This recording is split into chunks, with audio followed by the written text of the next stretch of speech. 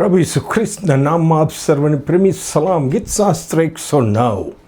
આ ગીતમાં દાઉદ રાજા પોતાના શત્રુઓ વિરુદ્ધ યહોવાને ફરિયાદ કરે છે. કલમ 4 અને 5 પરથી જાણી શકાય છે કે દાઉદ રાજા તો તેઓને શત્રુ માનતો નહોતો, પણ તેઓને પ્રેમ કરતો હતો અને તેઓના માટે હંમેશા પ્રાર્થના કરતો હતો. પરંતુ આ લોકોએ દાઉદને ઉપકારનો બદલો અપકારથી અને પ્રેમનો બદલો દ્વેષથી અને નફરતથી આપ્યો હતો. દાઉદ ભક્ત કહે છે, મારા પ્રેમના બદલામાં તેઓ મારા શત્રુ થયા છે, પણ હું તો પ્રાર્થના જ કર્યા કરું છું. વળી તેઓએ ઉપકારને બદલે અપકાર અને મારા પ્રેમને બદલે દ્વેષ કર્યો છે. તે ઉપરાંત આ જ લોકો દાઉદની વિરુદ્ધ પોતાના મુખથી જૂઠ અને નફરતી શબ્દો બોલીને તેના પર તોમત મૂકતા હતા અને વિના કારણ લડાઈ કરતા હતા.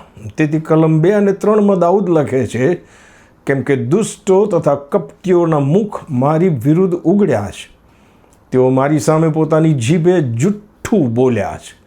વળી તેઓએ દ્વેષના નફરતના શબ્દો વડે મને ઘેરી લીધો છે અને મારી સાથે વિના કારણ લડાઈ કરી છે. સ્વાભાવિક રીતે જ આ બાબતની અસર દાઉદ રાજાની વિચારસરણી પર અને લાગણીઓ પર થયેલી જણાય છે. પણ આ પરિસ્થિતિમાં દાઉદના મનમાં એક પ્રશ્ન પણ ઊભો થયો છે કે જે ઈશ્વર યહોવા પર હું ભરોસો રાખીને જીવું છું, મારા પ્રત્યેક સમયે હું યહોવાને કેન્દ્ર સ્થાને રાખું છું અને નિત્ય તેમની સ્તુતિને આરાધના કર્યા કરું છું, તો એ યહોવાએ મારા પક્ષમાં રહીને આ વિરોધીઓના મોં બંધ કરવા જોઈએ. તેને બદલે ઈશ્વરે કેમ મૌન ધારણ કર્યું છે એનો પ્રશ્ન છે. તેથી આ ગીતમાં દાઉદ રાજા શરૂઆતમાં જ પહેલી જ કલમમાં પોતાની લાગણી અને પછી એની સાથે જોડાયેલી માગણી ઈશ્વર આગળ નિખાલસતાથી રજૂ કરે છે.